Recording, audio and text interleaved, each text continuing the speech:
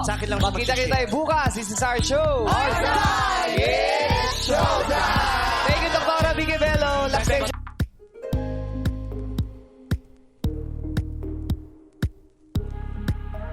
Usap-usapan ngayon ang ginawa ni Kim Chiu na pagpigil kay Vice Ganda kanina sa It's Showtime.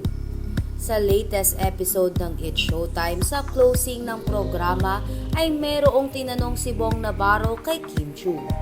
Ngunit hindi ito pinansin ni Kim at lumapit kay Vice Ganda para magsumbong. Sa pagkakataon nga na ito ay dito na pabirong pinagtanggol ni Vice Ganda si Kim Chiu. Ayon kay Vice, kami-kami lang yun, Bong. Hindi namin ikukwento ni Kim Chiu sa'yo yun. Todo yakap nga si Kim Chiu sa komedyante habang ito ay nagsasalita. Kapansin-pansin din ang paghawak ni Kim sa mic ni Vice para hindi na ito magsalita pa. Subalit, hindi pa rin nagpapigil si Meme Vice na magsalita. Ayon pa kay Vice Ganda, sa akin lang siya mag-share. Mahal kayo ni Kim Chiu pero sa akin siya mag-share. Samantala, dahil sa naging eksena na ito ng dalawa ay napaisip ang Kim Pao fans na patungkol kay Paolo Abilino ang sasabihin pa sana ni Vice Ganda.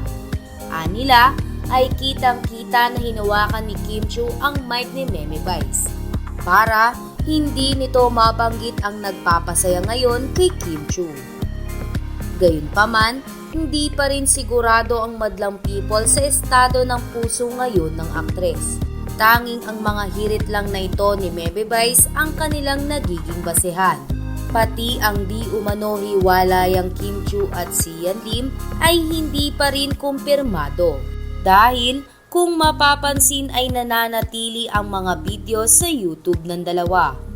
Pati na rin ang mga litrato nila together sa kanilang mga Instagram account ay hindi pa borado.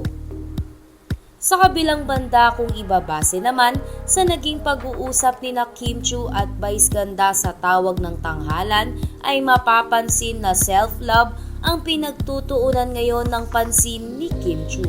Basta yan ang disposition. Ano at sino? Wala, ako lang. Tama. Eh, Dapat baril mo yung sarili mo din. happiness comes from within. Sa akin lang magkita-kita tayo bukas, si Cesar Show. Alright! It's showtime! Thank you, Dr. Vicky Bello.